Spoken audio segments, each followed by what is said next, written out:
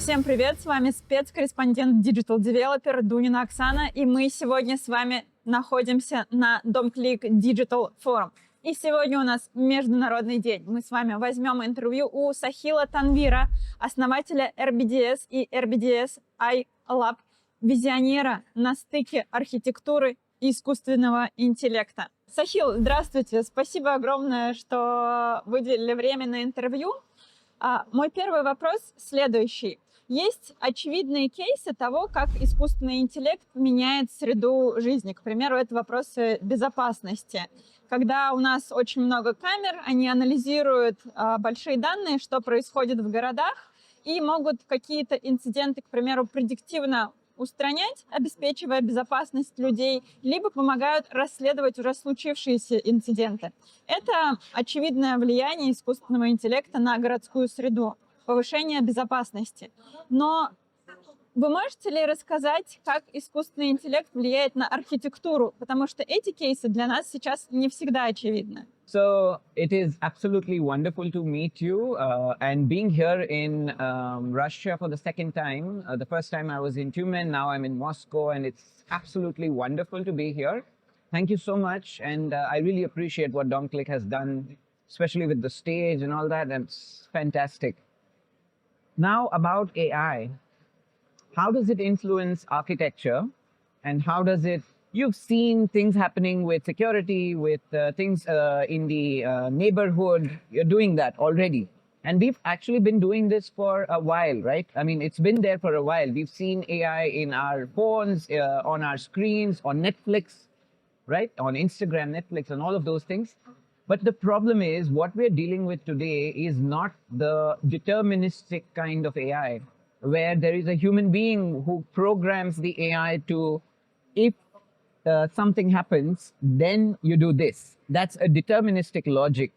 But now what we are dealing with is probabilistic logic, where generative AI, 1 + 1 need not be 2. It can be the poetic expression of two-ness. So it's an extraordinary time to be alive, looking at the changes which are happening, and especially when it comes to architecture, design. I will leave construction out of it because when it comes to architecture, AI needs to be one of the lifestyle adoptions. It cannot be a software that we use to do something. The way you think, the way you look at buildings, spaces, people, interaction needs to be in a way where you're inside of a world which is surrounded by AI, which is probabilistic. Right? So this is the real change which is happening. The way we think is changing. It is making us or helping us think deeper rather than just solve a problem. Because we already had the AI which was solving these problems. We can make it better, we can improve it. But today's generative AI, what we're talking about, changes the way we look at things. It changes the way we predict the future. That is how the change in architecture is happening with AI. Сахил, один очень важный вопрос, в общем-то, для любой творческой профессии. Может ли использование AI привести к тому, что архитектор просто потеряет свой почерк? It really depends on multiple things. First and foremost is how you can retain identity in the age of AI. Because it's very easy to lose identity. It is very easy to give up control. The most important thing we need to understand is with AI, it allows us to do something we have never done before. But the real question is, do you want to do that? It's like I come from a warm climate. Just because AI can allow me to make tall glass skyscrapers, with Midjourney, I can imagine so many tall skyscrapers made in glass. Will I do that? My identity tells me that to design a glass box in a warm climate is stupid. That is what I need to retain. That is what I need to understand, that which is mine. And if I allow a computer to tell me what to do, that is when you lose control. That is when you lose identity. Okay, because identity can only be stolen. It cannot be copied. So you have to hold on to what we have learned. And first of all, for architects, they need to know what they've learned. Unless you have something of what you have learned and what you have developed into, you have become someone. If you don't have any of those things, then it's like very easy to give up control. It's very easy for any computer. In fact, it's very easy for another human being to take control of you, what you do. Having said that, when you talk about Midjourney, when you talk about ChatGPT or DeepSeek, these are very different parts of artificial intelligence. In fact, a diffusion model, which is the backbone of an image generator like Midjourney, in itself is not intelligent. It is just an algorithm which can recognize patterns and recreate that to give you an image. So it's not really intelligent. It is doing a particular job. But when it comes to GPTs or language models, they are predicting our behavior. They've understood human language, natural human language so well that they can predict what word comes after what. How will this person relate to me? That's what they've understood. So when we talk about AI, it's very fashionable to put AI in front of anything. You can say AI clothes, I sell AI clothes, I sell AI software, I sell AI buildings. You can say this. And people will buy it because of this trend.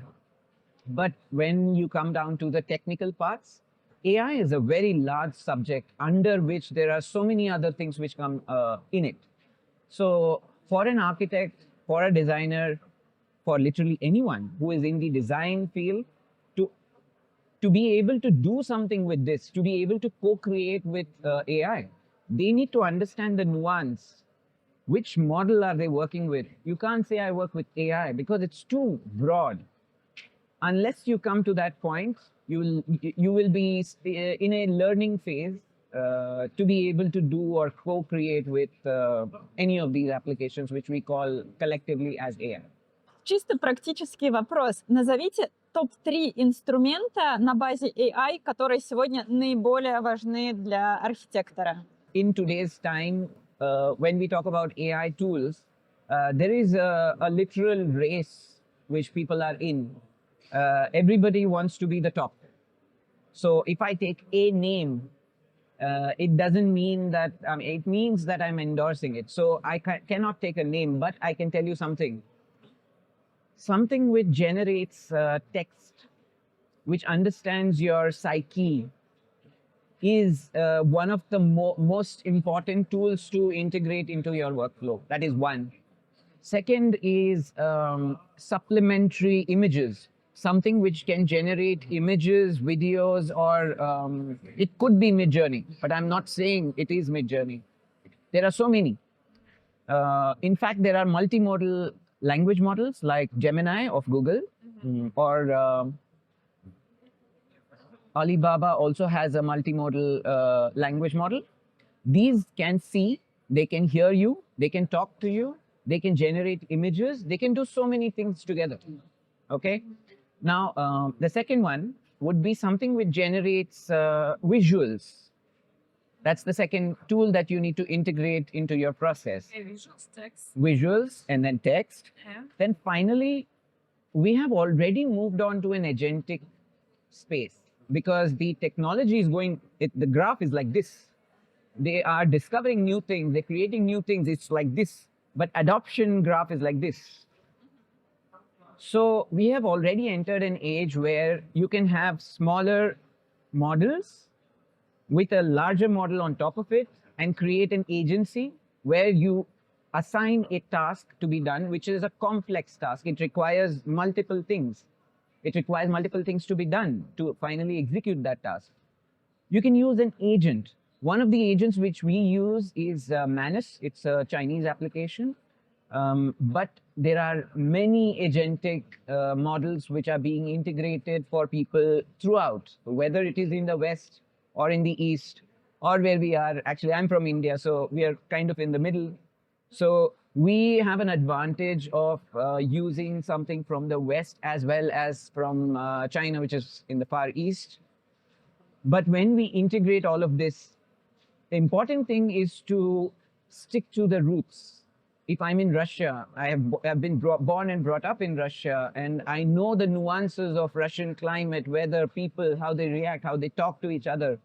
That is something which we need to hold on to while we integrate all of these things in our everyday architectural workflows. В продолжении, да, разговора про AI мы постоянно про него говорим как про инструмент. Инструмент для тех людей, которые работают в творческих профессиях. К примеру, для архитектора AI инструмент. Но мы говорим о том, что появится AGI, абсолютно искусственный интеллект с одной стороны, с другой стороны искусственный интеллект может проанализировать терабайты данных о том, как люди ведут себя в городах, что они используют, что они игнорируют. И возможно ли, что искусственный интеллект перестанет быть инструментом и станет творцом, и сможет создать такой мастер-план, который будет лучше любого мастер-плана, созданного архитектором? There is a very good chance that the researchers are getting very close to AGI. Now it depends on how we define AGI, because some people like to define AGI as the next step from a GPT. Some people like to define it as we are very far away, like Demis Hassabis, who's part of AlphaFold, where they discovered protein structures. He got a Nobel Prize for it. Now, it really depends on how you define AGI, but I feel that we are probably very close to achieving it. But once we achieve it, probably it's going to be, okay, this is not AGI. We still need to go further. Mm-hmm. So when we go there and then we realize that, oh, this was so easy. No, this is not AGI. We need to go further. So this cycle is going to go on and on until the time that there is a real chance that people might actually lose control of what they are trying to create. And if that happens, architecture, interior design, construction, real estate is all secondary because it's going to be a real threat to humanity itself. So in development, in research, everybody needs to have a little bit of restraint. Everybody needs to understand that this is not a short-term thing. There is a very good chance that an algorithm might turn into something else. Okay, but to be honest, personally, at this moment, I don't think I can say anything with, with perfect conviction. I think it is better to say, I don't know. Я заметила, что вы очень необычно для деловой среды в России одеты. Что значит ваш костюм? Yes, so this is actually something which is designed by the students, two students from the National Institute of Fashion Technology in Bangalore, which is the capital of the state that I come from, Karnataka, guided by their premier, their mentor, who is a friend of mine. And what they did was they designed this whole thing for me for this event. And this part which you see is a piece of a sari, which is a traditional dress which is worn in India. A sari is an 8-meter long piece of cloth which you wrap around yourself. Women wear it. This is a piece of sari from my from my mother's sari. It's a piece which we cut out of my mom's old sari, which she used to wear when she used to work for the Department of Agriculture. And that's what I'm actually wearing, and I'm pretty cool and psyched about people noticing where I come from and the roots that we bring and the cross-pollination of cultures that we have.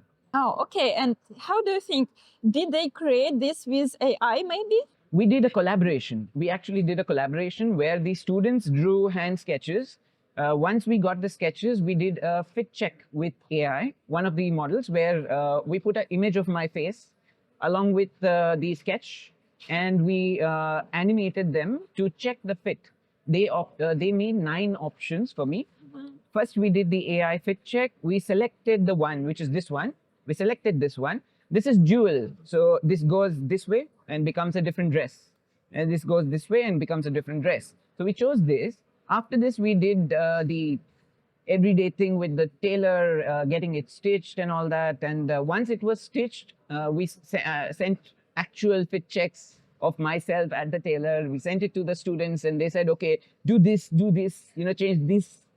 So we did that. So it was a wonderful collaboration between fashion students and AI so that we could do that. And also in the process, the students also learned something about how you can use this not as a tool just to, make designs, but as a collaboration to check what looks good, what I sketched and what looks good. So that's what it is. И последний вопрос. Какие у вас впечатления от форума? Oh, I gave you my impressions right at the beginning. So I would like to repeat that thing where I actually appreciate Domclick doing this fantastic forum.